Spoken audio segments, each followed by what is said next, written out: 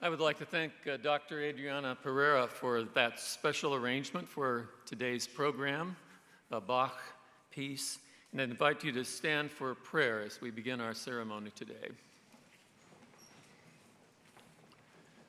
Our Creator, we thank you for the life of Charles Weniger as we give these awards this afternoon to 6 laureates and 12 student scholarship winners who live his legacy today. Please bless each of these winners as they continue to live out lives of spirituality, academics, civic service, and leadership that was embodied by Dr. Weniger. And we thank you for honoring our presence in this gathering today. In your name we pray, amen. So I'd like to welcome you to the 49th annual presentation of the Weniger Awards. I like to call these the Oscars of the Adventist Church, but far more important than the Oscars that'll take place in a few days. This program was established in 1974 by 3 of his friends and former students. That's Clinton Emerson, John Osborne, and Jerry Pettis. And since 1974, we have honored 197 individuals. As I looked through the program at the end where the awardees are listed, it was like I was living my life through these individuals. I read the name Winton Bevan, who gave Norma and me our college diplomas.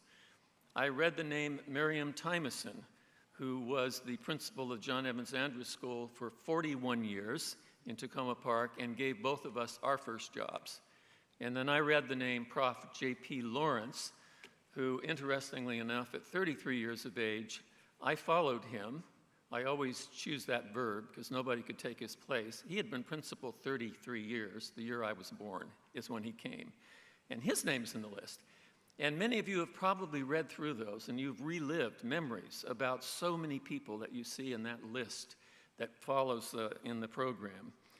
A few years ago, we started a student scholarship program where we give our student winners $750 matched by the institution, $1,500 student scholarship chosen by each of the universities.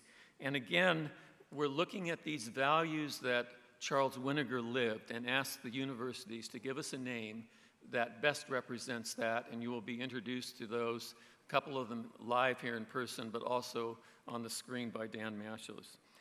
I wanted to express appreciation to several people as we begin our program today.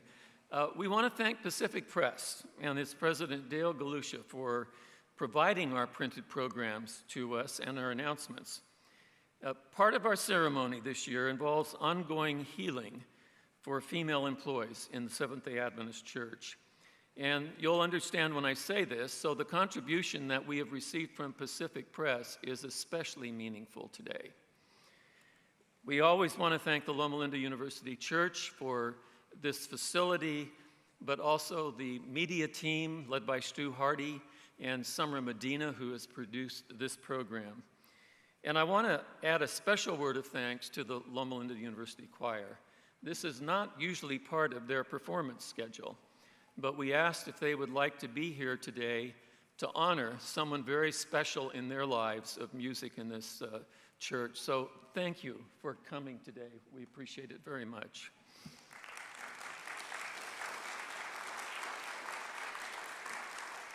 Thank you, Brenda Moore, for making the arrangements.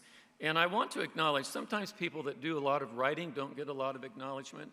I hope you have enjoyed reading the biographies as much as I did when I received them by Bonnie Dwyer, who brings to life the people that she writes about. And you can really get a sense of who these people are when you read the work that Bonnie does, who was a longtime editor of Spectrum. And then I'd like to acknowledge our committee who chose these winners, Donna Carlson, Bonnie Dwyer, Bill Emerson, who is the son of Clinton Emerson, who was one of the founders of this program, Larry Garrity, Betsy and Dan Matthews, and Diane is one of the few individuals who actually had Dr. Weniger as a teacher.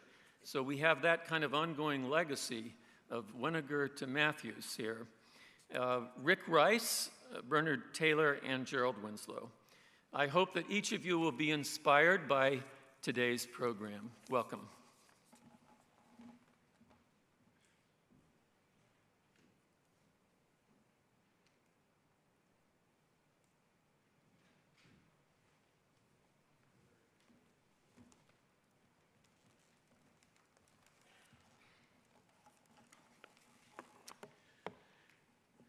I believe that an accurate appellation for our first recipient of the Weniger Award for Excellence could be Trans-Pacific Academic Administrator.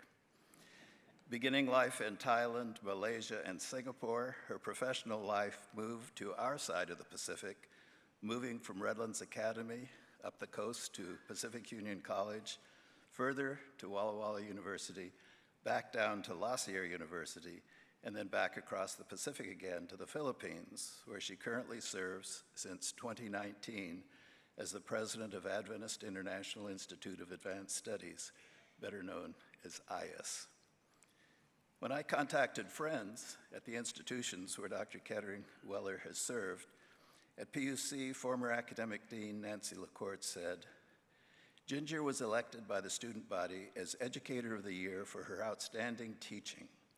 Her courses were always a balance of theory and applications, including stories from her experience. She invited students to her home for meals and worships, and also used her skills as an accomplished keyboard musician and practitioner of the dramatic arts. When John Brunt was academic VP at Walla Walla, he hired Dr. Kettering Weller as his associate, saying that she combined efficiency and attention to detail with personal warmth and compassion, a rare combination. When Dr. Kettering Weller succeeded Alyssa Quito as Dean of the School of Education at La Sierra, she said Ginger's deanship was characterized by a strong sense of mission for Adventist education and an openness to new ideas.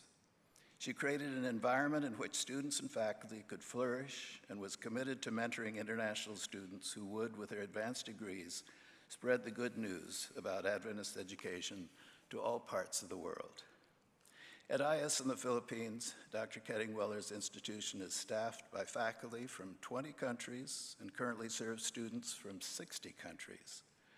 During her tenure there, Ginger has led the institution through the eruption of the nearby volcano and a 2-year pandemic lockdown, as well as developed a collaboration with the Chinese Union Mission to provide online seminary graduate education in the Chinese language to pastors across China.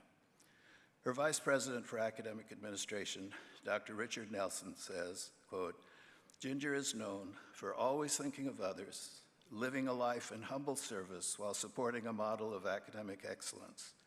She is a tireless leader in securing graduate education opportunities and sponsorships for women who are entering their PhD programs, as she believes strongly that both men's and women's voices should be heard in the classrooms for these programs. She has developed new programs to meet the discerning expectations of modern Asia. And she does all of this while involved in personal ministries, such as providing a weekly Bible study for single women at her home, sponsoring a Sabbath School class option, and taking guest speaking appointments in various locations around Asia. During Dr. Kettering Weller's professional career, she has taught and administered at every level of education, from elementary to high school to college and university, and finally to an Institute of Advanced Studies. And need I remind you that she has broken through gender barriers in the process, following in the footsteps of her missionary mother, who was honored by AEW in the year 2000. So Ginger, for all this and much more, we're honored to present you with this award for excellence in the tradition of Charles Eliot Weniger.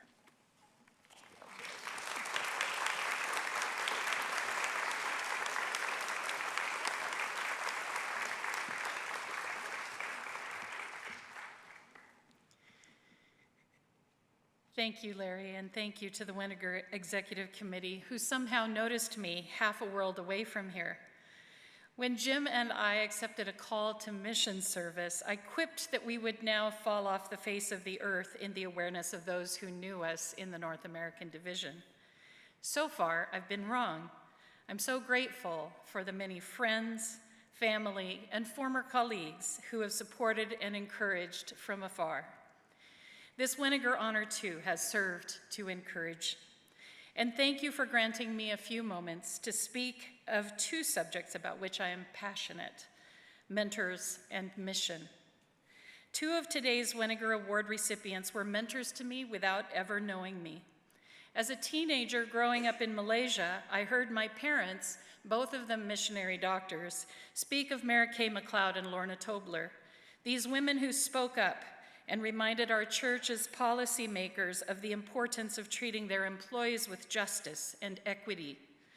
While their legal proceedings were still underway, they inspired my parents to speak up about the fact that married missionary women did not get paid vacation even while working full-time. As I listened to the developments of their story and saw my own parents speak up successfully, I learned that I too have a voice and should be unafraid to use it. I learned that I can speak up with both kindness and persistence, even when in the presence of superiors. Thank you, Mary Kay and Lorna, for helping this missionary kid learn to be brave. I have also been mentored by several other recipients of the Weniger Award. In my first year as a faculty member, Malcolm Maxwell, the president of Pacific Union College, told me, "Ginger, you're going to be a college president someday." And I am. His vice president, Charles Bell, told me, "Ginger, you're going to be a vice president for academics someday." And I was. Not even my parents had voiced such expectations. These men said it so easily, as if my potential was obvious to the most casual observer. They backed it up with encouragement and opportunities. Later, another Weniger Award recipient, John Brunt, hired me into my first administrative position at Walla Walla College, now Walla Walla University. He expressed his delight when I became his successor. He was always available during those years of my steep learning curve to answer questions, give advice, express confidence, and listen sympathetically when I needed to tell my stories. I thought my mentors had been mostly men until I encountered another Weniger awardee, Dr. Ella Simmons, as my board chair at IAS 5 years ago. One of the wisest and smartest women I know, Ella was a rock for me and our institution up through her retirement in 2022. She is a denominational treasure. She provided unfailingly good advice, prayed without ceasing, and guided me through the maze of culture and customs of the world church leadership. She also continues to laugh about the time my curious cat Gideon climbed up on my shoulder right in the middle of my very serious annual report by Zoom to the General Conference officers. I have been blessed by so many mentors, but none so precious, loyal, wise, and funny as my husband, Jim Weller. His dedication to God, his attention to detail, his advice, much of which I take, his fine-tuned sense of humor, his intellectual and cultural curiosity, and the fact that he has learned to love durian. Well, he puts a grin on my face every single day. Thank you, Jim, for answering my many years of prayers for a husband who would love doing mission with me. Speaking of mission, I cannot begin to express my joy in serving these capstone years of my career at IAS, our General Conference graduate institution in the Philippines. When I was first considering the invitation to IAS, I mentioned it to one of my superiors who responded, "IAS? What's that?" Oh dear. My North American Division friends, if only you knew of this remarkable school. IAS was founded 50 years ago to provide a world-class seminary and graduate education at a fraction of what it would cost in the Western world, to prepare excellent leaders for the church around the world. IAS continues to be successful at just that mission.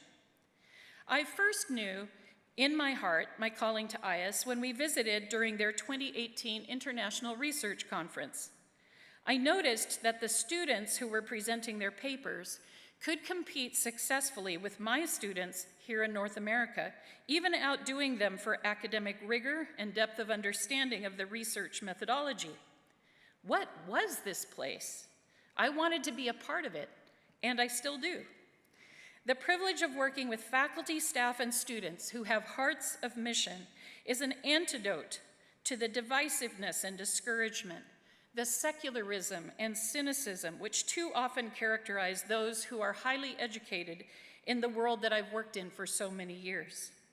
What is special at IS is not just the near absence of the woes of the Western world, but it's our passion to spread the gospel that binds us together in one multicultural unity. Our response to the gospel commission of Jesus is powerful stuff on our beautiful little campus nestled way out there in the 1040 window. The vibrancy is energizing. Students from 60 countries and faculty from 20 countries study, worship, do missionary work together, teach one another, play vigorously together, can we say badminton and soccer, and pray fervently together. This concept and the culture was built by the faculty and administrators who have gone before me. Hopefully my work can nurture it further. I was taught by higher education experiences and mentors here in North America, and I'll be forever grateful for that solid platform from which to lead. But now I'm swimming in the really fun stuff. I'm thrilled when I watch a student graduate and return home as the first Adventist PhD in his country. I learned this past week that my student from my higher ed administration class just became the vice president for academics in his country's Adventist university. I'm so proud of the 3 young seminary students who just presented papers at academic meetings in San Antonio, Texas, their travel and lodging funded by donors. I'm inspired by the resilience of those who have come to IS from conflicted and war-torn countries, seeking to prepare themselves in our safe haven in anticipation of returning home to lead. I fear for them, and I will pray for their safety when they return. I'm excited for our education students who will be serving this summer at an orphanage on the border of Myanmar and Thailand. And I'm touched by our graduates who come to us from positions of leadership, and then they learn a beautiful new way of leading with humility and integrity, and they go out a few years later to take up even greater responsibilities in the world church. I am convinced of this. Living as a Christian means being a missionary. There is no other option in the kingdom of Christ. If we don't do mission, we will die, because human nature is such that we turn inward on ourselves and start living purely self-serving, self-deceitful ways. When we do mission, we choose to be countercultural in ways that speak of a beautiful hope that is not of this world. My young missionary acquaintance who works in the Indian slums expressed it perfectly just a couple of days ago. It's not as scary as I assumed it would be. Harder than I assumed? Yes. But it's actually freer and the air feels cleaner up here. I could not have said it better. Living as a Christian means being a missionary. There is no other option in the kingdom of Christ. Let me wrap up with one last reflection. For every missionary who leaves home and culture and comforts, we need missionaries at home to pray and encourage, to provide exemplars and support. Loma Linda University Church was our church home before we left for the Philippines. Our Gathering Place Sabbath School class continues to encourage us and ask for stories every time we're back. Pastor Randy Roberts still greets us by name whenever we're back, or when he sees me at meetings. The Leukerts still mail us a Christmas letter each year, even though it takes 2 months to reach us. We read every word of their letter, and we post their family photos on our fridge, just as any good American should do. And Helen Juman just packed up a box or 2 of sheet music and sent it over for our musicians. All of these people also maintain their local missional activities. You see, living as a Christian does not offer a non-missionary option. Thank you again to the Weniger Executive Committee for their kind notice. As we say in the Philippines, may God bless you more.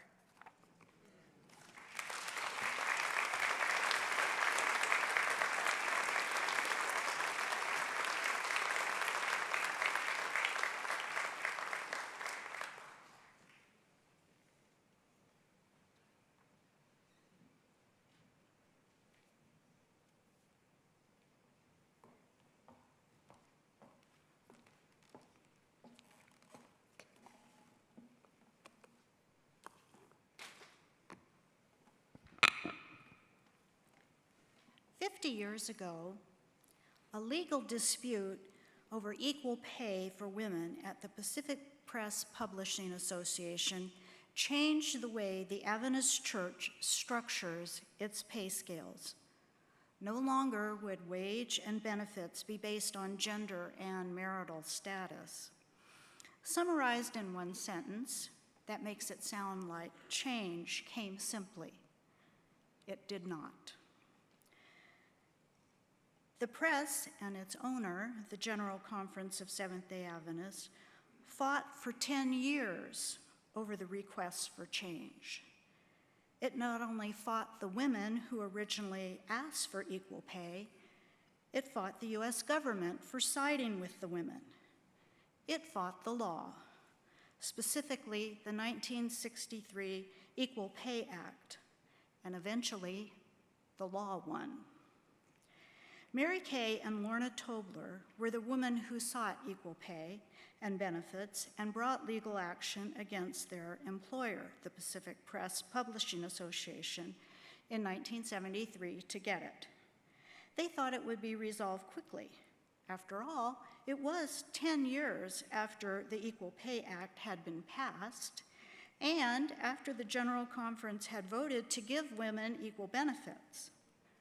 Note that the women sued the press, not the church, but the General Conference leadership jumped into the fray. It was the General Conference Executive Committee that voted the women should be terminated and instructed the press to do so, and they were fired in 1975.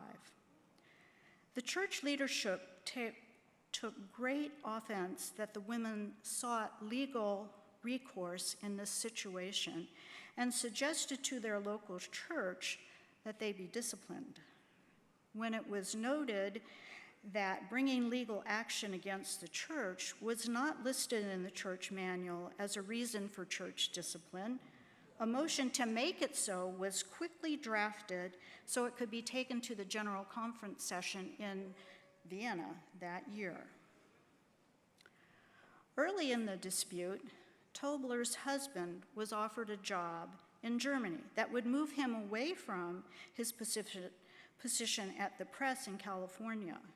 He took the job, moved to Germany, but she stayed in California, not wanting to leave until the suit was settled. Her boss wrote her a letter telling her that he expected her to leave and join her husband by a specific date. She ignored the letter.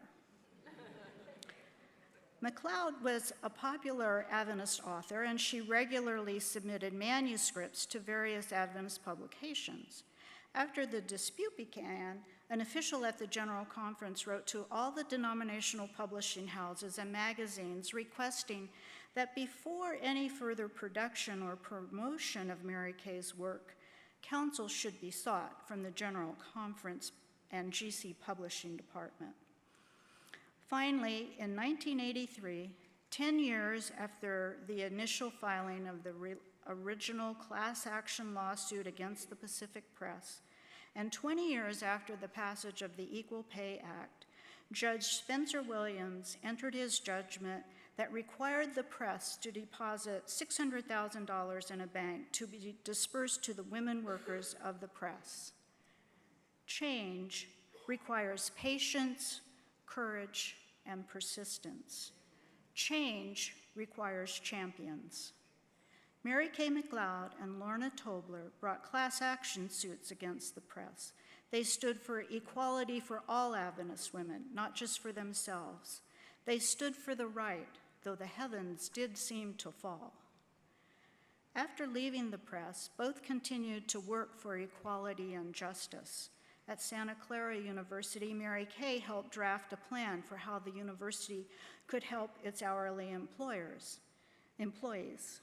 Lorna became a paralegal and worked for a law firm specializing in labor law, where she assisted other workers in their pursuit of justice. It is a great pleasure to say thank you to Mary Kay and Lorna for their persistence and courage, and to say the Charles Weniger Society for Excellence honors Mary Kay MacLeod and Lorna Tobler as champions of equality and justice.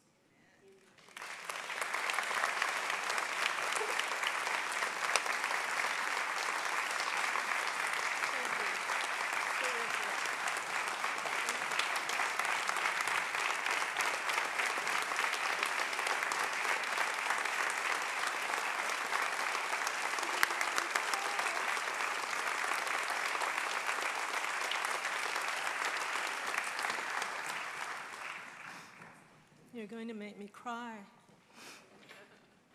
Thank you, Bonnie, for that lovely introduction. And thank you to the Society for recognizing Lorna and me with this impressive award. I shall treasure it in the memory of today.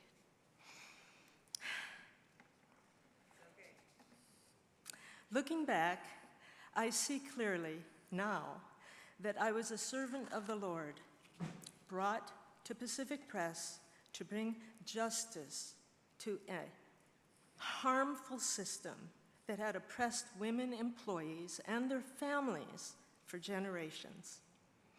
My husband and I lived in Seattle, and we knew nothing about Pacific Press. But one day, out of the blue, I got a phone call asking if I'd be interested in working as a book editor there. I was interested, and I was hired. Several months later, when I learned that I was earning 40% less than Max Phillips, the other book editor, I was told a lie that in my innocence, I believed that the main wage earner in a family was paid more because they needed more. It was called the head of household system. When I became the main wage earner in our family and asked for head of household benefits, I was shocked to learn that no woman ever received head of household. And as far as the management was concerned, no woman ever would. Fortunately, the Lord had prepared everything for his purpose of ending such shameful mistreatment and bringing justice to the oppressive wage system. Let me show you how. Lorna Tobler knew the system was immoral and illegal. She also knew where all the records to prove sex discrimination were located. And her office was just down the hall from mine. Max Phillips agreed with her, and he was my clear male counterpart.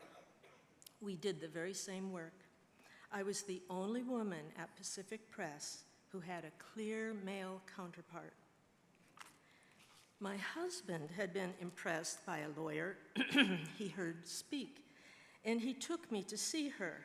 And there was Joan Bradford, an attorney of conscience who dedicated her heart and soul and pocketbook to correcting the wrong that Pacific Press had practiced for generations. Now just think of this for a minute, just picture this. I'm this young person who has never before worked for the denomination. No one in my family ever worked for the denomination. I know nothing about that. But I love the Lord, and I believe in justice and fairness and New Testament idealism. And I'm in this entrenched, unjust system that harms faithful women employees. And through no strategy or plan of my own, I am surrounded by those who will, with me, help the press change its evil ways. And to top it off, there is a federal law that mandates equal pay for equal work, Title VII of the Civil Rights Act of 1964. Everything is in place to correct the system. Do you see it? The Lord prepared the perfect setting for a transformation. Now, the story could have ended the day I asked for head of household benefits. If the press manager had said, Mary Kay, we'll get you on the head of household system within a couple of months, I would never have known that the press robbed its women workers. But the Lord had a bigger plan than merely the Pacific Press wage system. Obviously, God's purpose was to end the unequal wage system throughout the entire denomination. You see, justice isn't simply an abstract idea. It's a way of being, of living. It's a way of running a business or organizing a church. Well, you know the rest of the story, how everyone and everything working together for years brought justice to the denomination's women employees. Can you see the Lord's creative hand in it all? I can. Therefore, I thank the Lord for giving me the privilege to work for justice.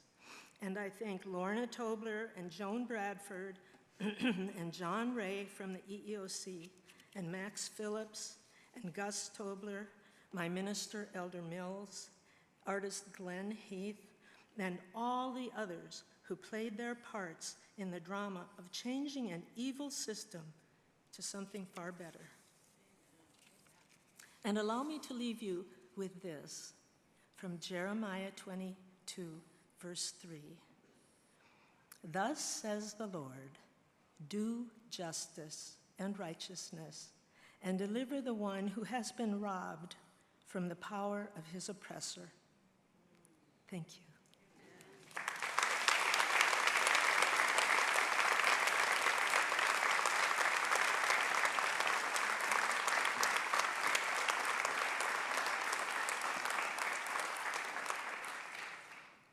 Lorna Tobler, who is 91 and lives down in Escondido, could not be with us today, but she did send a response to the award, and I would like to read her response to you. So this is from Lorna Tobler. This recognition by the Charles Eliot Weniger Society to efforts made by Mary Kay and me towards equality of Adventist men and women workers is greatly appreciated. It represents not only generosity of spirit, but also acknowledgement that among Adventists there is now no neither male nor female, for all are one in Christ. But today I want to acknowledge and thank, even posthumously in some cases, the many Adventist men whose ethical conduct supported our work. My earliest observation of that kind of leadership was in Walter Elliott, board chair of the College of Medical Evangelists, now Loma Linda University. One issue facing him was management's resistance to hiring blacks. As his secretary, I reported a phone message to him from a black man objecting to that discrimination. He replied, "There's no problem. We're going to hire blacks." And they did. That was the level of strong leadership that I then expected from Adventists. Although Pacific Press management resisted equal treatment of men and women workers in the 1970s, there were men there whose witness was ethical. Max Phillips, Bill Muir, Paul Raschuti, and others were asked but refused to give false testimony in support of management's position. The General Conference position in the Pacific Press case was to use it to advance the legal theory of Neil Wilson, then General Conference Vice President for North America, that Adventist institutions, conferences, and churches were ruled by a hierarchy of prelates who were exempt from all criminal and civil law. Affidavit of Neil Wilson, page 9. But in open federal district court testimony, Dr. Rittenhouse, former president of Pacific Union College and member of the General Conference Executive Committee, directly refuted that position on which their entire case rested. Even R.R. Beats, Pacific Press board chair and president of the Pacific Union Conference, also refuted that assertion in his affidavit. When Spectra magazine published several articles recording those events, Larry Garrity, then a professor at Andrews University and also on the board of Spectrum, was warned that his university position could be in jeopardy if he did not stop publication of such articles. Rather than doing that, he resigned from his position at Spectrum then. Spectrum then continued publishing articles on the Pacific Press case. At the 1975 General Conference session held in Vienna, Elvin Benton, Union Conference Religious Liberty Secretary, rose and moved to table a proposal to add litigation against a denominational organization as cause for disfellowshipping a member. His motion was seconded, and the proposal was withdrawn. After Mary Kay's legal case was settled, the Federal Equal Employment Opportunity Commission filed and won a class action in San Francisco Federal District Court, which was affirmed by the Ninth Circuit Court of Appeals. Pacific Press was ordered to issue back pay to women employees. A facilitator was then sought to protect the identity of recipients in order to shield them from retaliation. Thomas Garrity, noted Adventist educator, accepted that position and carried it through, despite unpleasant reactions from some of his brethren.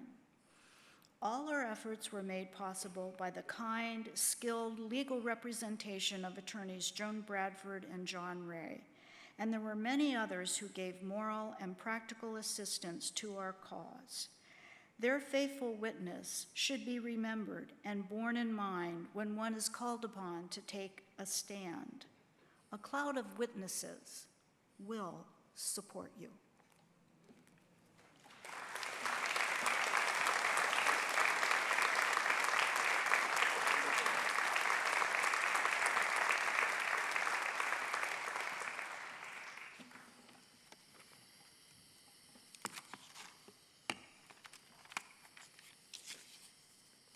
I'm so pleased to introduce Weniger Award recipient, Dr. John McVeigh, biblical scholar, distinguished professor, published author, senior pastor, seminary dean, and for nearly 2 decades, visionary president of Walla Walla University, my own alma mater.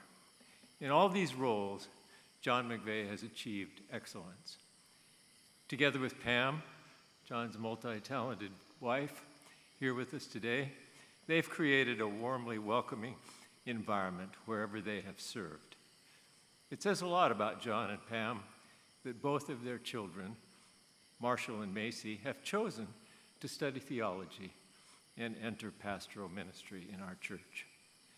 I asked colleagues who worked closely with John for many years at Walla Walla University what adjectives they would choose to describe him and his leadership. Without hesitation, an impressive list of descriptors came forth: purposeful, versatile, pleasant, wise, hospitable, devout, faithful, visionary. It's remarkably admirable that John has continued to work as a scholar and an author while carrying the heavy burdens of chief executive leadership.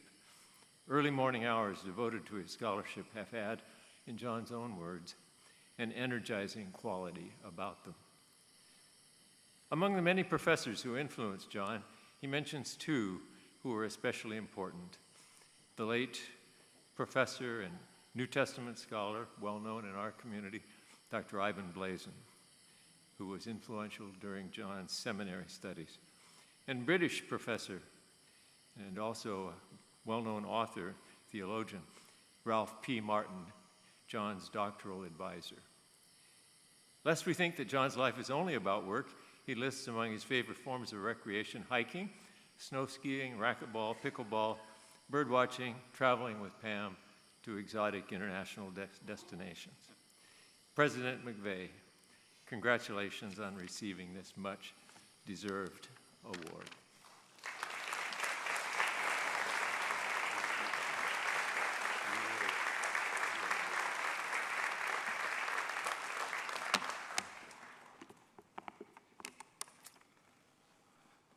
My friend Jerry, thank you for that kind and very generous introduction and the wonderful asset of your truly lifelong leadership. I've heard him talk about holding me when I was 2 days old.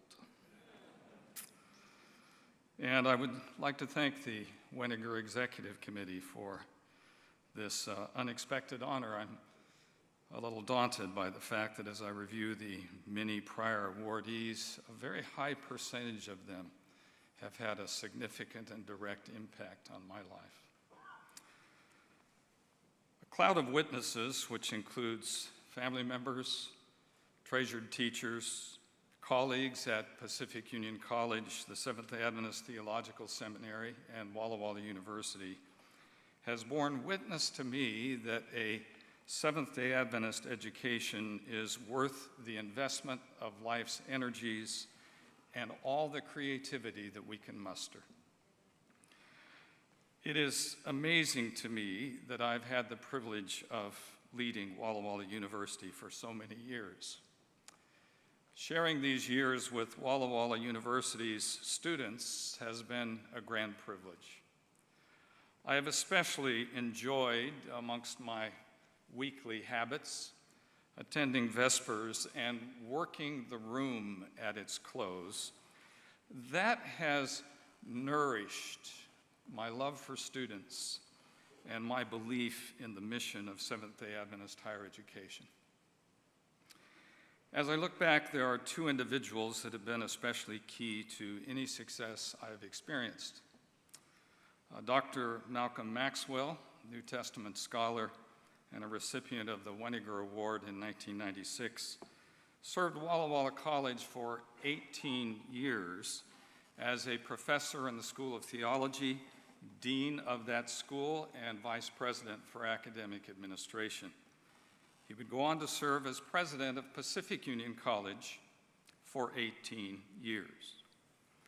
I had the privilege of sharing 13 of those Pacific Union College years with him, beginning when he hired me as a 27-year-old assistant professor in PUC's religion department. And Ginger, he called me into his office one day. Early on in that time, I think I was 28 or 29, and said to me, "John, I believe that one day you will be the dean of the Seventh-day Adventist Theological Seminary." It took me a while to try to suppress the laugh that bubbled up in that moment. I suppose that teaches us a little something about vision casting for our students, doesn't it? Malcolm's interest in me and my family and in my graduate education, coupled with his modeling and mentoring, proved valuable and formative. When I became president of Walla Walla College, I looked forward to many years of drawing on his wisdom, imagining the sort of weekly phone call to Malcolm. He died, unfortunately, about a year into my presidency. I can't imagine, though, a conversation with him in a better world, one that will begin with a kind of characteristic question from him. "Well, John, how long did you serve as Walla Walla University's president?" And I will reply, 18 years. The towering figure in my life and work is an amazing, beautiful, energetic, capable woman, Pam Alberg McVeigh. She's been the wind beneath my wings. In addition to tackling raising our children and educating them and masterfully organizing our lives, she has joined wholeheartedly in every stage of my career. We have had an unusual work-oriented partnership. From pastoring in the Bible Belt to presiding over Walla Walla University, she's twinned her efforts with mine all along the way, every step of it. She had no personal history, as my family did, with Walla Walla College, but from day one, the place and its people became her passion. She's poured her life energies into the university and has buoyed me up whenever my own energies have flagged. I happily share today's award with her in full measure. In spite of the superb support of so many, I must confess to you that I have needed the direct intervention of the risen Jesus. He has often picked me up, turned me round, and set my feet on higher ground. I have been powerfully blessed, and I'm immensely grateful.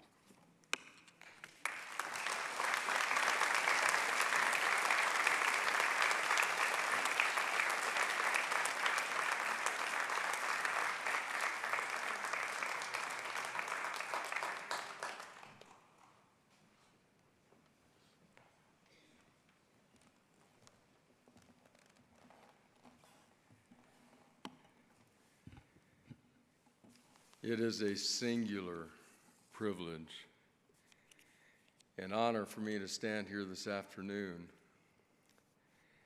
on behalf of someone whose name is intricately intertwined with that of Loma University Church.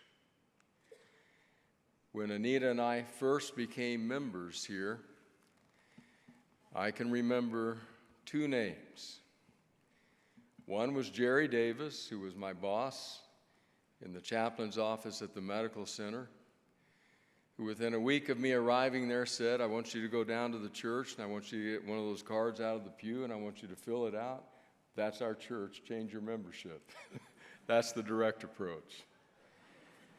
The other was the name Chemo Smith, about whom Jerry spoke with me. We were planning in those days a program, and he said, we have got to have Chemo Smith. He is the one that will play for us. From that time forward, Chemo's name has been, as I said, intricately intertwined with my life and my appreciation and love for Loma Linda University Church. There is so much that could professionally be noted in Chemo's life, his education, and what he has done not only at this church, but in concert halls, on organs, on pianos, in worship services, not only across this country, but on various continents. His studies at USC and UCLA, those with whom he studied, there is so much that could be said. I would like, however, to give you a bit of a more personal review of Chemo, as I have had the privilege of observing and working with him. I want to offer you three words that don't fully summarize you, Chemo, but go a good way toward it. The first is the word quality, superior quality. There is, for those of us as worship planners here at LLUC, always a sense of comfort when we know that Chemo will be at the organ or occasionally at the piano, because he will fill in the gaps, he will roll with what comes, and he will do so with a quality that is unsurpassed. I have watched and listened, and I have done so because I happen to know not only his family, Cheryl's impact here at University Church, but Cheryl, I also know Victor, who has said to me, you just watch how Chemo will weave together what has happened earlier in the service in certain postludes or key moments. And I've watched it, Chemo, and I have been in admiration. So I would have to say that the first word that summarizes Chemo for me is quality, superior quality. The second word is the word consistency. Consistency. I suppose there are some who could do something and do it well for a few years, 5 or 10, 15 or 20. But when you start getting up into 35 and 40 and 44 plus years of utter, absolute consistency, you suddenly realize that you've left every peer behind. That's Chemo. The consistency of his quality here in our worship service at La Sierra University and in many other places has become so noteworthy that when you say the name Loma Linda University Church, people will often immediately ask about chemo. I so profoundly appreciate the consistency that has allowed our music department to become the key reason why people find their worship experience at Loma Linda University Church to be of profound meaning. And much of that chemo is due to you. Quality, consistency. The third word is kindness. That's right, kindness. You might expect somebody with chemo's abilities and gifts to have a superior attitude, to not take the time to listen or talk or engage, or to be dismissive.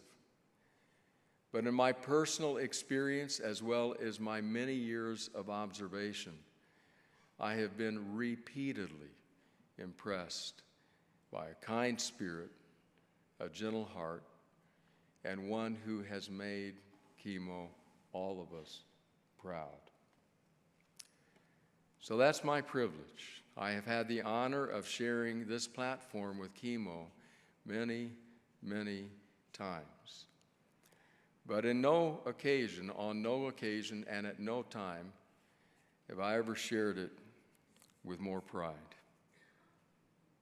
A man who has exhibited quality, consistency, kindness, whom I am privileged to know as a colleague and a friend.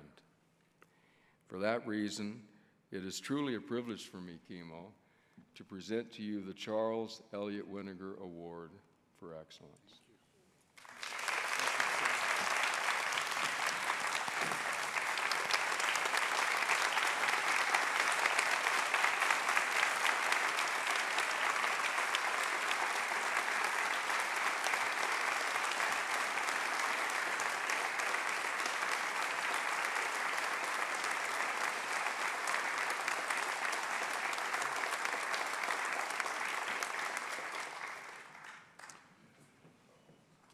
Thank you, Randy, for those incredibly kind and generous words. And thank you to the Weniger Executive Committee for this incredible honor. Having been the organist here for now almost 45 years, I remember the yearly announcements of the Weniger Awards coming up. Never, ever did I expect that I would be on that list of recipients, so thank you. Thank you also, Weniger Society, for once again acknowledging the arts as an essential contributor to our physical and spiritual health and well-being.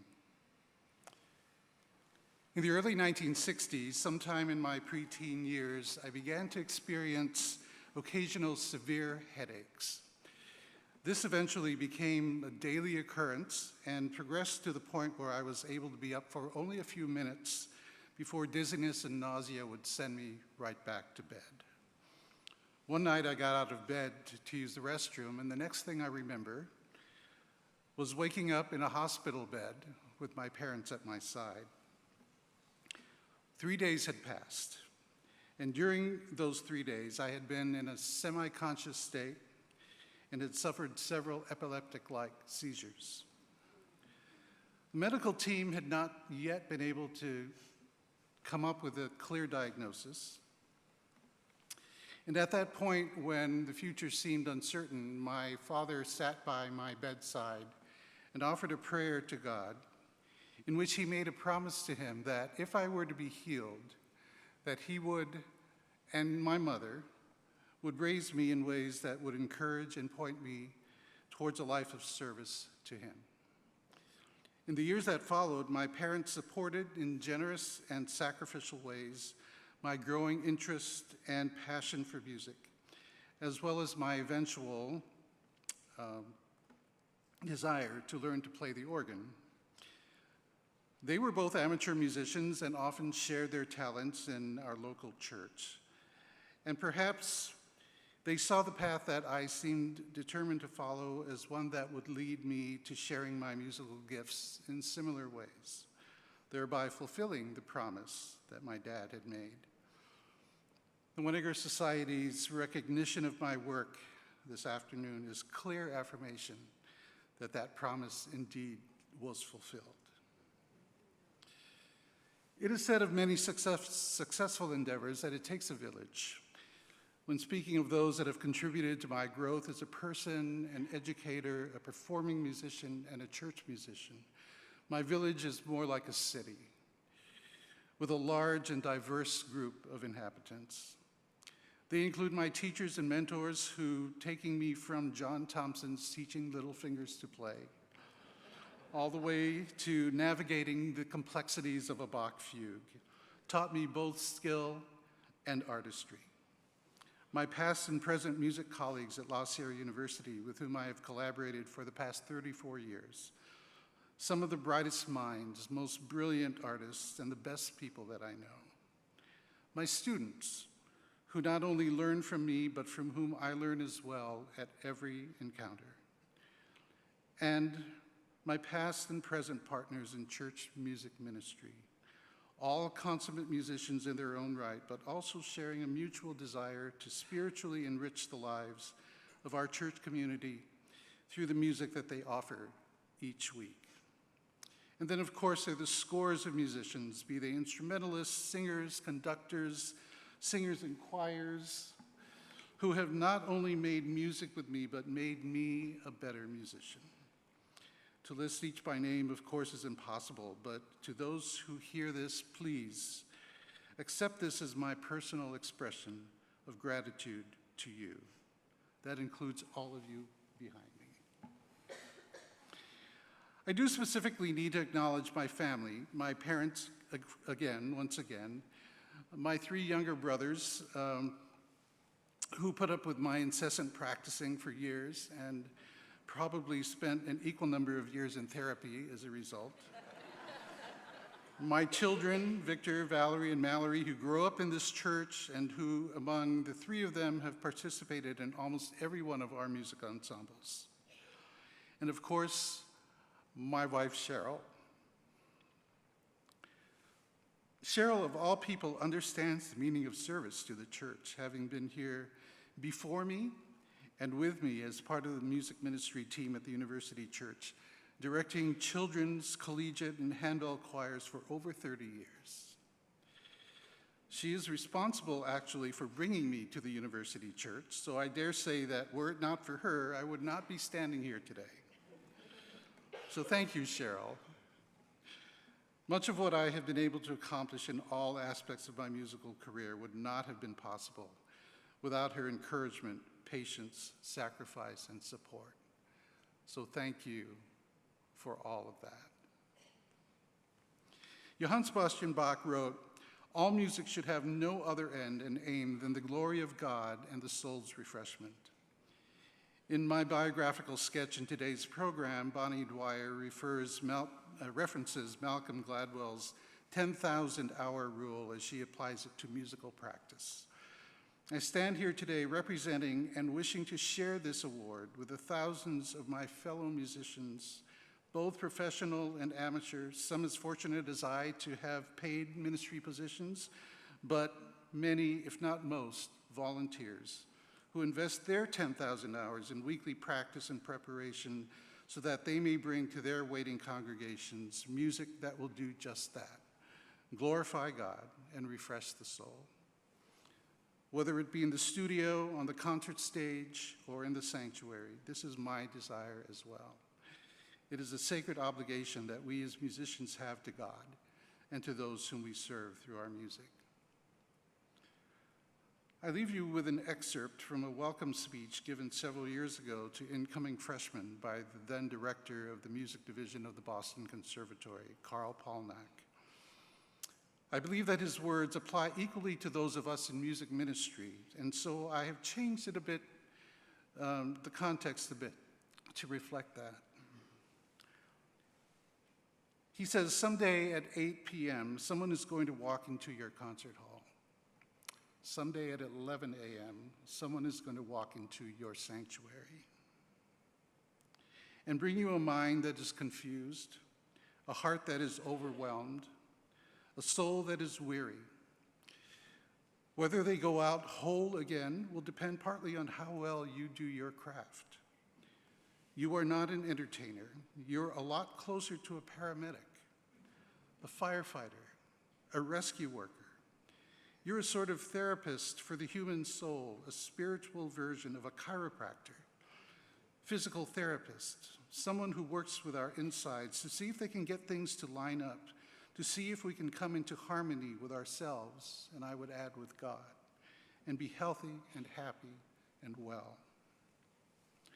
If there is a future wave of wellness on this planet, of harmony, of peace, of an end to war, of mutual understanding, of equality, of fairness, I don't expect it will come from a government, military force, or a corporation.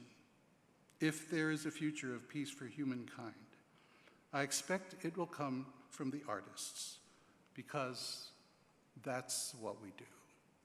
Thank you.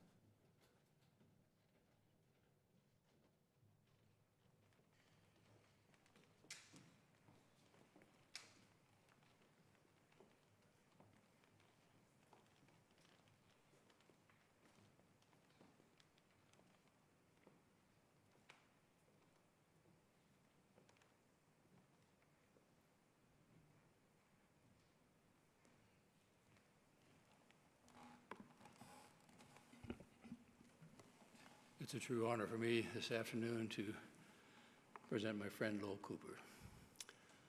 Lowell grew up on the plains of southern Alberta, and after receiving his MDiv, went back to Canada and served as a pastor and conference official, and then accepted a call to India and Pakistan for 17 years. And for those of you who worked abroad, you know those are formative years as you learn to navigate in other cultures, and other scenes, and other settings. And I credit much of Lowell's future success to that skills that he learned during that time.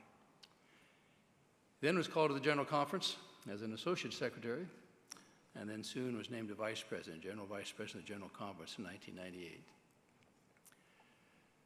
And it was during the subsequent years, 15 years, that Lowell served as chairman of our board here at Loma Linda, among other responsibilities, chair of the ADRA board and other things. And it was my privilege to work with him closely during much of that time. During those years, we celebrated the 100th anniversary of Loma Linda. During those years, we gave Lowell an honorary doctorate, which I notice in his humility, he refuses to use the title. But during that time, if I could summarize the impact and the skill that he has had, it came in multiple ways, and I've kind of lumped them in P's. Because it was often during board meetings and in between board meetings that I had the privilege of talking with Lowell about various projects, purpose, promise, potential. It was during those times he would often ask probing questions around policies, around finances, and where we were going. It was during those years that a series of things happened here at Loma Linda. We started the School of Pharmacy, we reorganized the School of Religion, the School of Behavioral Health. A number of buildings came up, Behavioral Health Institute out by the Behavioral Medicine Center, purchased a surgical hospital, built the Zapara Pavilion, built the Centennial Complex, built the San Bernardino campus. All of that was under Lowell's watchful guidance. I would suggest, however, that his most significant impact on this church probably has occurred since retirement, because Lowell has become an expert on governance in this church. And it's helped all of us to clearly understand more clearly the difference between ecclesiastical governance and institutional governance, a process the church has had difficulty understanding. Lowell continues to guide us through our monthly conversations on governance, reaching out to the world in terms of trying to make that distinction clear as we try to strengthen our institutions. So I'm deeply indebted to Lowell for the guidance he's provided me through many years, the impact he's had on this church and on this institution. I need to say, however, that Lowell has failed in one major area. That was his commitment to slow down in retirement and spend more time with Ray. But we're indebted to what he continues to do in his travel schedule throughout the world. So Lowell, it is a great privilege for me today to recognize you with the Weniger Award and the impact you've had on this church, Dr. Lowell Cooper.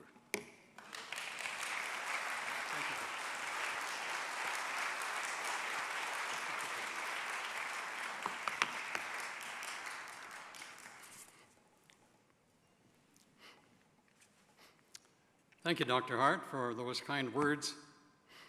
It's a privilege and an honor to stand in a warm spotlight today. Spotlights are not always as comfortable. And a word of thanks to the Weniger Society Executive Committee for choosing to highlight positive contributions to community and society. Deliberate occasions of affirmation are increasingly important in a society that seems inclined towards doubt and mistrust of organizations, of people in leadership. It's an honor for me to be among such esteemed colleagues today who are recognized. The call I received from Dick Osborne a few months ago left me searching for words, as does this present moment. For at times like this, one realizes that no man is an island. Some of you here today may remember this quote from John Donne, that was popularized by Joan Baez several decades ago. Thus, I wish to enlarge the spotlight into a floodlight that reveals some of the influencers in my life. I recognize that the word influencer nowadays pertains largely to a marketing strategy and to people with the ability to influence potential buyers of a product or a service by promoting or recommending the items on social media. But I use that word today to refer to people who were dedicated to building lives rather than selling products. And my first remembrance goes to my parents. My childhood years were spent on a small farm in southern Alberta, Canada.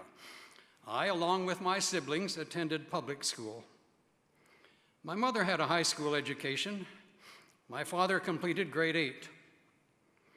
But there burned within them a determination to provide their children with a Christian education. So much to my astonishment, they sold the farm and relocated to central Alberta, where we could attend a Seventh-day Adventist school. And it was while attending high school at what is now Burman University, a residence hall dean took notice of me, a village student who did not reside in the dormitory. He took notice of me and invited me to a weekly time of prayer. During those times, he talked about becoming aware of God's call on a person's life. I don't know how it happened or exactly when it happened, but when I enrolled in college, I enrolled for theology instead of veterinary medicine, which had always been my intention. Through the years, God has placed countless influencers in my life, colleagues in every place I've served, villagers and church members in Pakistan and India who opened my eyes to cultural differences and cultural beauty. Administrators of institutions on whose boards I have served, and here I think particularly of Pacific Press, ADRA International, Loma University Health, where I was entrusted with the role of board chair for virtually 16 years. I have worked with 3 General Conference presidents who entrusted me with challenging, sometimes difficult assignments, all of which have been learning experiences.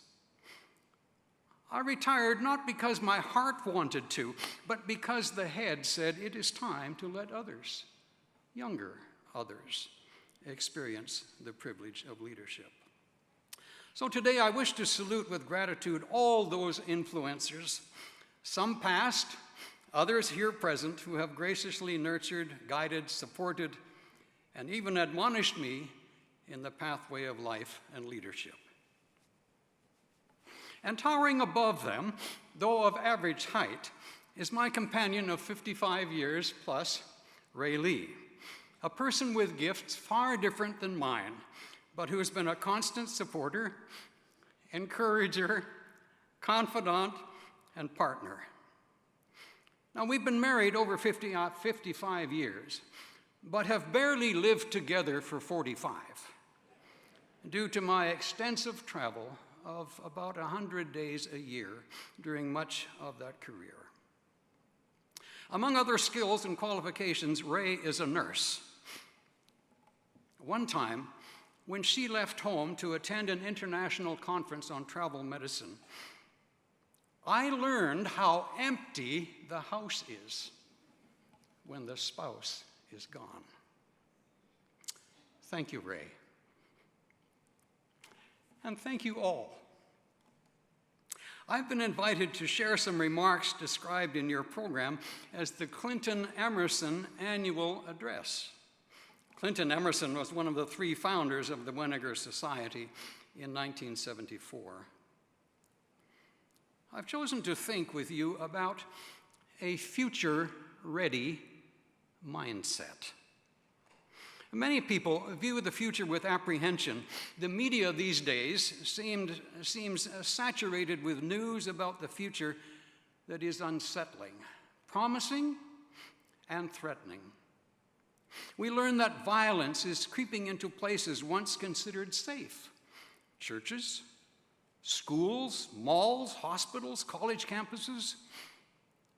The impact of climate change, of artificial intelligence, geopolitical conflict, and vast economic upheavals spread shadows on our pathways. There seems to be a growing gap between institutions and people. Network culture is a new and sometimes threatening form of social connection. Sensory experience often prevails over rational thinking. Our lives at times seem to be beyond our control, subject to great impersonal, global, and uncontrollable forces. In my own faith community, the future, though culminating in a grand and glorious climax, is often viewed with some anxiety. The pictures we paint of end-time events can be very, very unsettling. In the face of these developments and trends, I wonder if there can be another posture, another way of thinking that enables an attitude of confidence and courage and engagement with the future, rather than seeking refuge from it. And in situations like this, in matters like this, I think of a very unique man in history to whom we're introduced in the Gospel of John, John the Baptist. Jesus had some very interesting things to say about John, words that make you stop and think, not only about John, but also about greatness and humility and behavior and other important considerations. You remember that Jesus said about John, "Among them that are born of women, there hath not risen a greater than John the Baptist." Now, at first glance, he seems like a very unlikely hero or a model. We're generally acquainted with John the Baptist because he forms an integral part of the story of Jesus. However, it's only an introductory part, like the salad before the main entree or the song service before the opening prayer. John the Baptist is prelude. Jesus is the main feature. There are other reasons why John the Baptist is not often cited for our admiration and example. He appears to be somewhat of an oddball, living at the edge of culture. Wore clothes of camel's hair and leather belt, might fit in today. He lived in the desert and had a fairly sparse diet. His manner of speaking was very straightforward. But he stands out in history, in part, I believe, because he had decisive answers to life's biggest questions. 3 questions, what I call the FAQs of life. Frequently asked questions in life. There are 3. The first is, who are you? The second, what are you doing? And the third, what is your defining purpose in life? Simple questions, but let's consider John's answers. You will remember from reading John chapter 1 that religious authorities were rather puzzled by John the Baptist, and they interrogated him without satisfaction. Finally, they exclaim, "Who are you? What do you say about yourself?" And John said, "I am the voice of one crying in the wilderness, make straight the way of the Lord." Now, we all have many identities, and how we answer the question, "Who are you?" depends on where we are and who is asking. I am a man, a husband, a father, a son, a brother, a relative, a friend, an unfriend, a colleague, a graduate, a student, a Canadian, a minister, a mechanic of sorts. I'm not a doctor, a musician, a lawyer, a banker, or a cook. I'm sometimes happy, other times sad, timid, occasionally bold, confused often, and certain once in a while. No wonder it's difficult to answer the question, who are you? I have so many identities. A colleague in India carried a calling card printed with his name and his educational attainments. After his name appeared the letters B.A., and then in brackets, F. I couldn't figure out what the degree F was about. And so I got the courage to ask him one day, what is the F? And he said, oh, that means fail. B.A., fail. But it was an identity that conveyed to others, at least he had attempted it. Oh, that made a lot of sense. Identity, who are you, is such an important question in life. Look carefully at how John the Baptist answered this question. His answer came not from his ancestry, his family, his education, his citizenship, or his hobbies. His identity was found in his calling. I am a messenger for God. This realization formed the foundation of his life, his behavior, and his habits. Now, no doubt, like us, John had many other identities too, but the dominant identity, which shaped and prioritized his life, was the simple realization that he was a messenger for God. Why is that so important? Why is identity so important? I believe it's because we solve life's moral, ethical, and behavioral questions based on the answer to this one question. Who are you? It resolves social, ethical, moral, behavioral questions.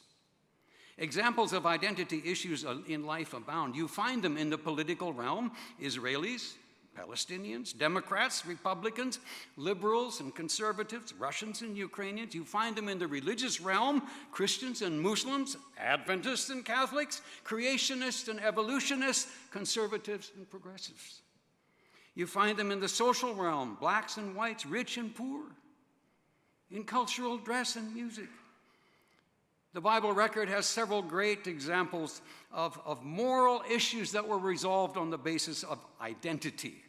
Hebrews 11, by faith Moses, when he had grown up, refused to be known as the son of Pharaoh's daughter. He chose instead to be mistreated with the people of God. Genesis 39, Joseph, whom I presume had the normal range of men's passions, was paying more attention to his identity than to his hormones when he said, how can I do such a wicked thing against God? Paul remonstrates with the Corinthian believers. When one says, I follow Paul, and another says, I follow Apollos, are you not mere men?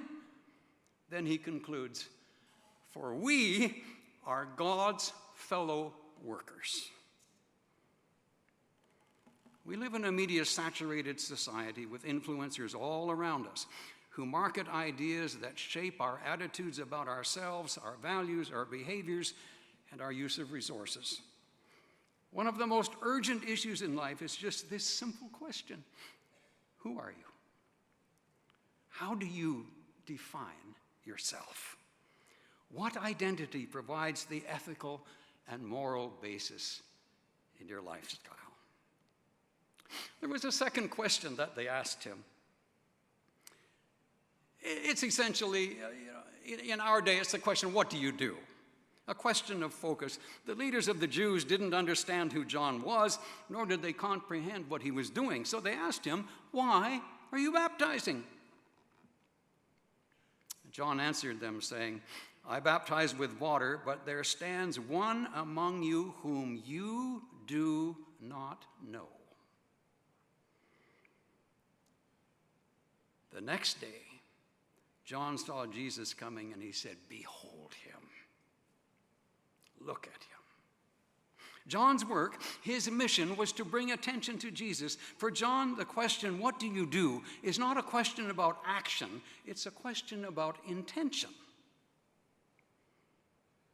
Has it not been a challenge to the church through all centuries to keep the focus on Jesus Christ? Church history, even our own, has too often been a story of doctrinal debate, of this formulation of truth or the correction of that error, attention has been directed to standards and boundaries. And when these become the central focus, they always bring imbalance. When Jesus is the focus, the picture comes together. Let's pause here long enough to observe what effect identity and mission had on John. His sense of identity enabled him to solve moral and ethical challenges. His sense of mission released him from the prison and pressure of local culture. This dominating sense of identity and mission enabled him to live both with and beyond the prevailing culture. He was an ambassador of the King of Kings, and he followed a discipline that enhanced and underscored that messaging. A person without a sense of identity and mission is going to become a victim of the prevailing culture in which he lives. A rapidly changing society easily loses its anchors and abandons its absolutes. Dean William Ing said it, I think, very nicely. The church that marries the spirit of the age becomes a widow in the next generation. That's why those questions are important. Who are you? What are you doing? The road of life may have many detours, sections that are under construction, accidents that cause delays and distraction. And because of all these things, this second question about mission in life is so important. But they had a third question for him. What I say is it's a question about a defining purpose, a question of priorities. The Gospel of John writes, there arose a dispute between some of John's disciples and the Jews about purification. And they came to John and said, Rabbi, he who was with you beyond the Jordan, to whom you have testified, behold, he is baptizing and all are coming to him. John answered and said, this joy of mine is fulfilled. He must increase, and I must decrease. Notice what is happening in this episode. The ministry of Jesus and John apparently overlap. For a while, John has been the center of attention. People flocked to hear him. He preached a message of personal integrity and social responsibility in light of a new kingdom. He was just reaching full stride when Jesus began his ministry, and people began to go to Jesus instead of John. Jesus was becoming more popular than John. And some of John's disciples came to him and asked him about the rising popularity of Jesus. Can you just feel the tension in the air? This is a change moment in John's life. He used to be in the headlines, now he will be in the footnotes. Understand, when people go through significant changes in life, it sometimes feels like that. The subtle question that lay behind the questioning of John's disciples was really this: what ultimately concerns you? What are you spending and being spent for? What causes consume your life, and to what or to whom are you committed? In the 1950s, theologian Paul Tillich published a book that became a classic, Dynamics of Faith. He challenged us to think with new honesty about priorities and hungers we have in life. He pushed aside our easy identification of faith with religion and belief. Instead, he asked, what are the values that have centering power in our lives? The God values, the things which concern us. It may be work, prestige, recognition, power, influence, wealth, love, sex, nation, family, position. The list is endless. Real idolatry, according to Tillich, is not the worship of statues or pagan altars. Idolatry is the business of committing ourselves and betting our lives on finite centers of value, on things of transitory worth. Back in 2013, a book was published with the title, The One Thing: The Surprisingly Simple Truth Behind Extraordinary Results. The book became a number one seller on the Wall Street Journal bestseller list. Gary Keller, the book's author, asserts that success in life does not come from doing a lot of things, Instead, it comes from figuring out what's the one thing that you're living for. When you figure that out, every other decision becomes easier or unnecessary. Perhaps now we can understand why Jesus said what he did about John the Baptist. The three great questions he faced are questions for people of all time. And John's answers deserve careful consideration. Who are you? I'm a messenger for God. What are you doing? I'm bringing attention to Jesus. What's important? What's your greatest priority? What's your defining purpose? Partnering with God in building his kingdom. So, what is a future-ready mindset? It's one in which we live with a dominant identity that can deal with moral and ethical challenges. It is one in which our action in private, in public, in the grocery store, or in the stadium is designed to bring glory to God. It is one in which a defining purpose creates and aligns our energies with the mission of God in our world. Indeed, we do not control the future, but we can face it with assurance, with confidence, and courage. So I say to you, bon voyage. Fasten your seatbelt. Travel into the future with anticipation and courage and readiness to engage, knowing that he who called you will bring you home safely. And anywhere with Jesus, I can safely go. Thank you.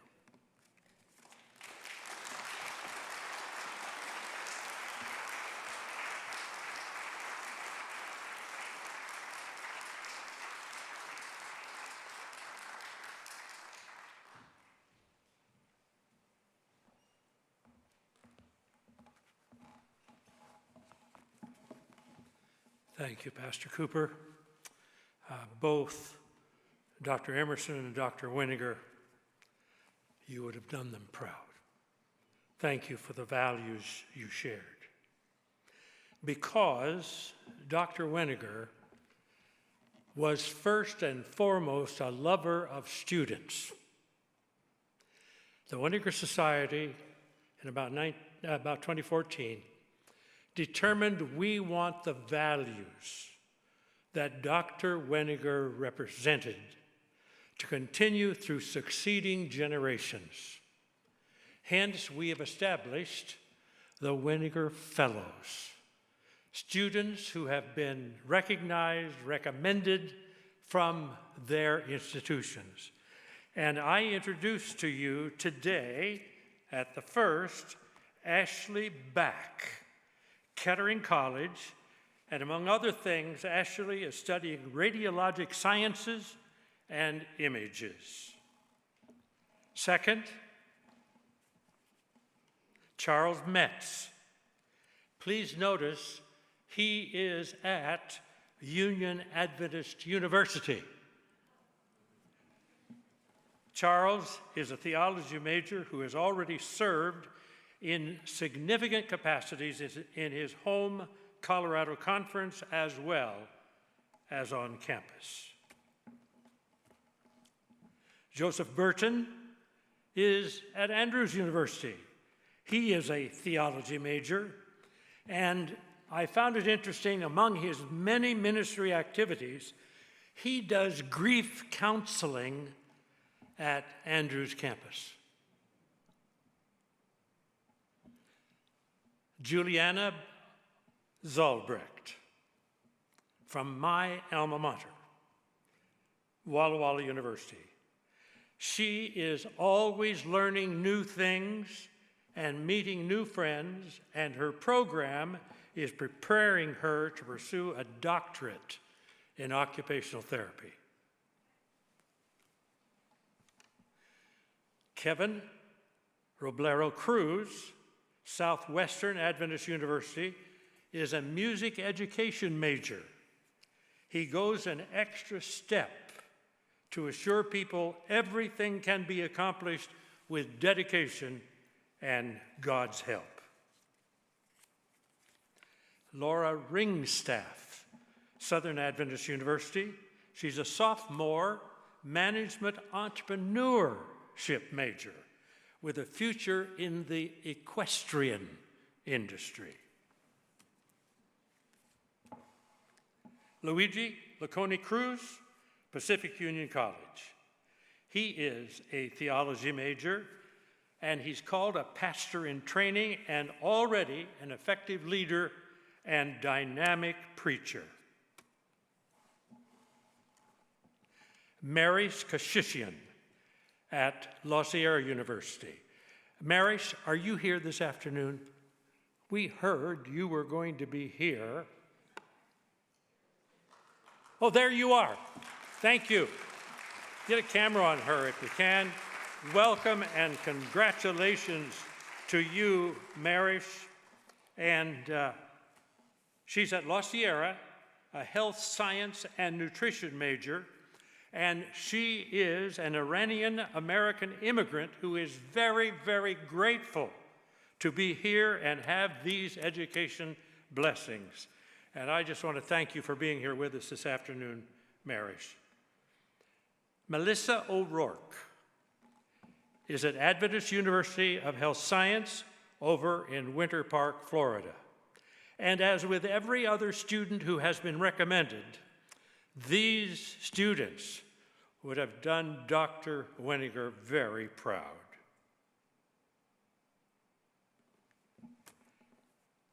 Pamela Gazembe, Berman University, fourth-year business administration major, and she's from the Democratic Republic of the Congo, and she is welcomed there.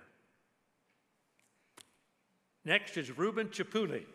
Ruben, you're right down there someplace, I think. Ah, here he is. Ruben is right here at Loma University. He is in the Doctor of Public Health program and has already, I read, lived a life full of experiences. We are so honored to have you here today, Ruben. And here is his motto: to walk the talk, with practice, run the walk. Thank you for that reminder. And Tiara Best, there she is, Washington Adventist University. She is a third-year theology major, well on her way to ministry as she serves as the spiritual leader on campus of Washington Adventist University. Warmest congratulations to each of these who have been selected, and you see in the program that each of them will receive a recognition from the Weniger Society. And with that, I welcome Donna to come and talk a little more about that.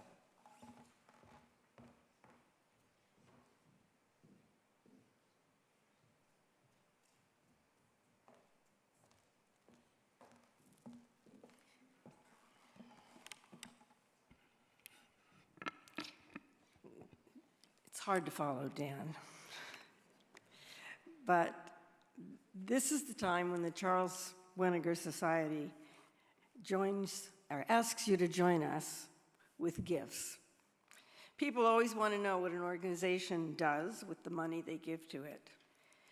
The Charles Elliott Weniger Society for Excellence does not keep your money. We give it away. As you've already heard from Dan, we give most of our money to our student fellows. Board members are not paid. The Loma Linda Church is very generous with facility costs, and our fellows, as they can tell you later at the reception, receive only honors, no money. I'd like to ask how many of you in the audience today have attended Adventist schools. If you've gone to an academy, a college, a university, this is wonderful. So these people, these young people that Dan has introduced to you, are what I would call your successors in interest, to use a legal term. These remarkable young people you've just heard about have demonstrated excellence in their personal, academic, spiritual, and civic lives, and they are the future of our church and of our educational institutions. They will be the Seventh-day Adventist Christian medical professionals staffing our Adventist hospitals and many other hospitals as well. They will be the academy teachers, the college professors, the research scientists, and the musicians who will teach our children and our grandchildren. They are the theologians and church pastors of our future, and it is they who will carry the banner of Seventh-day Adventist excellence, excellence in the tradition of Charles Eliot Weniger, into the world of the future. Quite a few of them, I suspect, will someday be future Weniger Fellows as well. Student awardees often tell us that this scholarship gives them more than just financial aid. It gives them inspiration, a will to continue and to persevere as they seek to improve the world while also being of service to their Creator. In the 10 years since it established the Student Fellows Program, the Society has awarded 130 scholarships, totaling about $60,000. Our goal is to do more every year. With your help, we will. We thank you for your past generosity and ask that you join us once more with a generous donation. Those of you who are here today can use the envelopes that you found in your program. If you're watching online, you can send your donations to the address that I think might be showing on your screen, or perhaps not. It's the Charles E. Weniger Society, 25612 Barton Road, number 205 in Loma Linda, California, 92354. Once again, please be generous. We will use your money well. And now I have the pleasure of calling Dr. Kimo Smith back to introduce our offertory.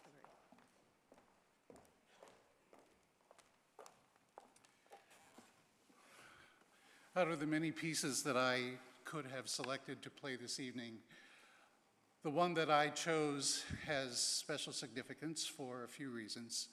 Dr. Frederick Swan, who passed away late in 2022, had a parallel career to mine.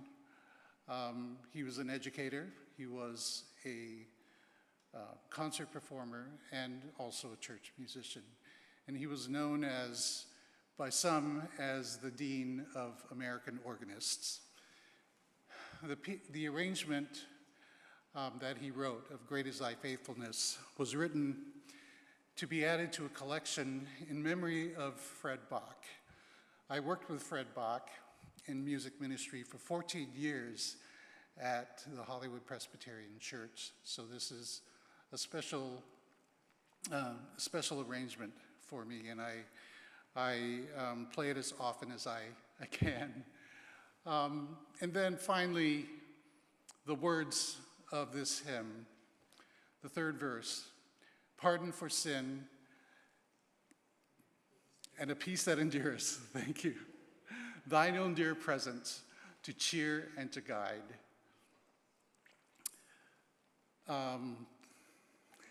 Strength for today. I knew I was going to forget this. Strength for today and bright hope for tomorrow. Blessings all mine and 10,000 besides. This has become one of my favorite hymns. Those words have taken me through the best and the worst of times in my life. So, great is thy faithfulness.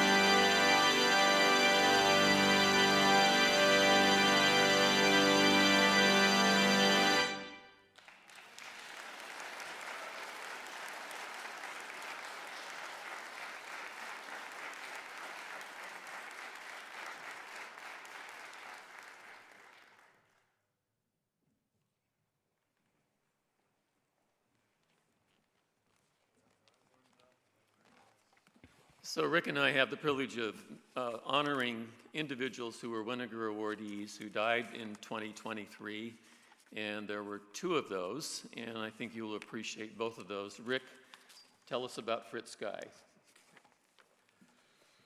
Well, I don't know if we have enough time for that, but I will do my best. I'll refer to him as Fritz because he was happy to be associated with people on a casual level.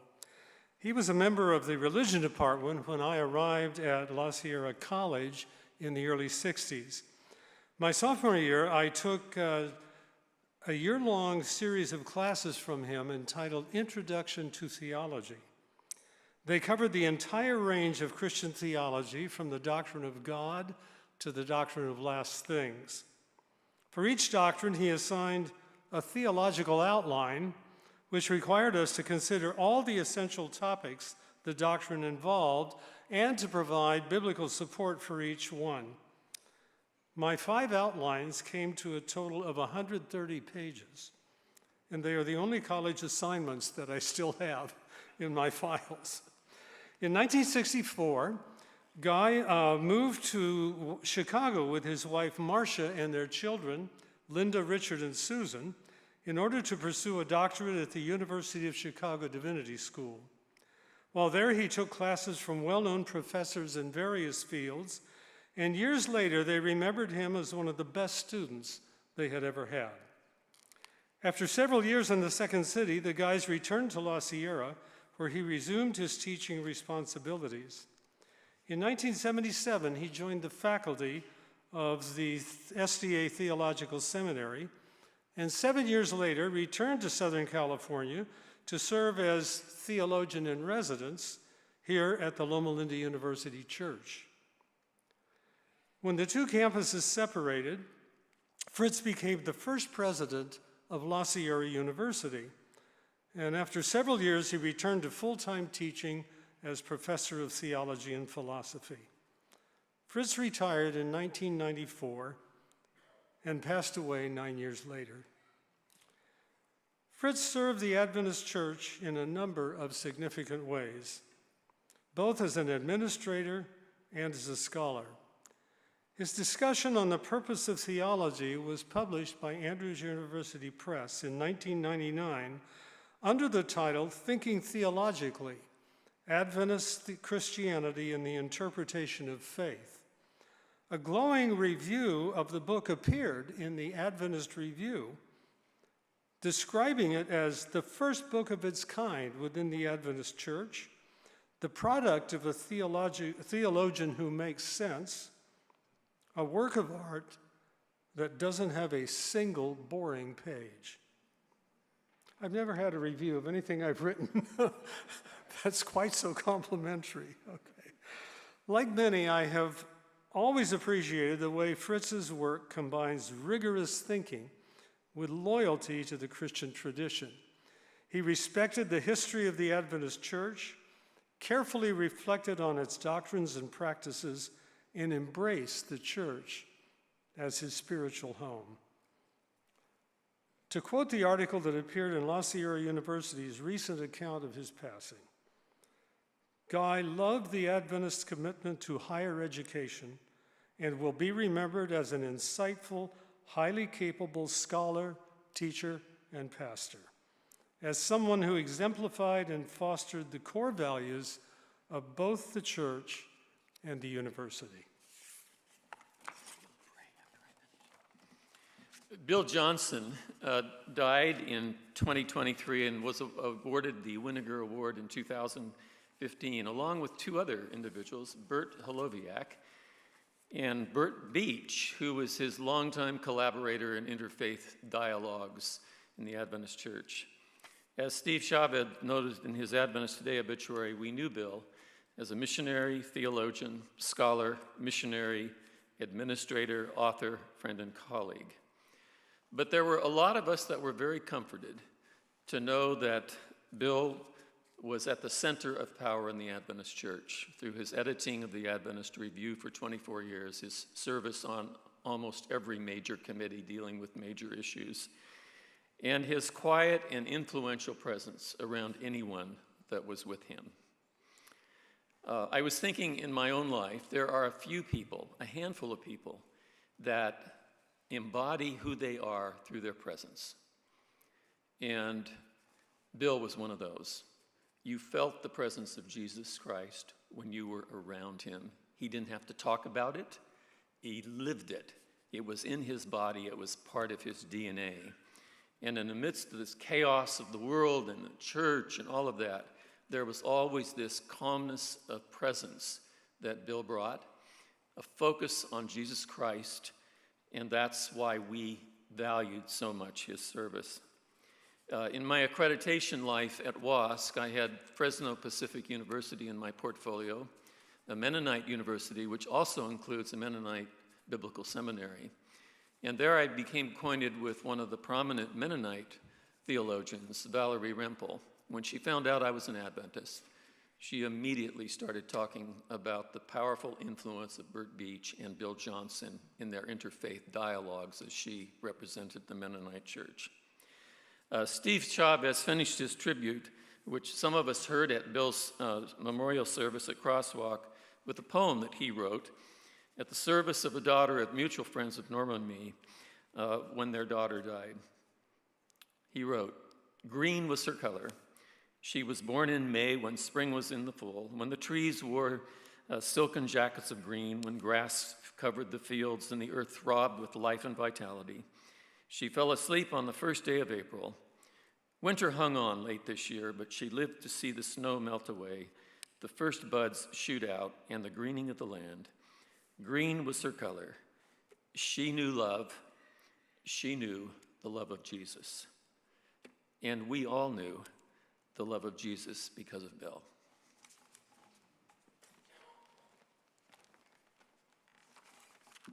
Let's stand together for the benediction.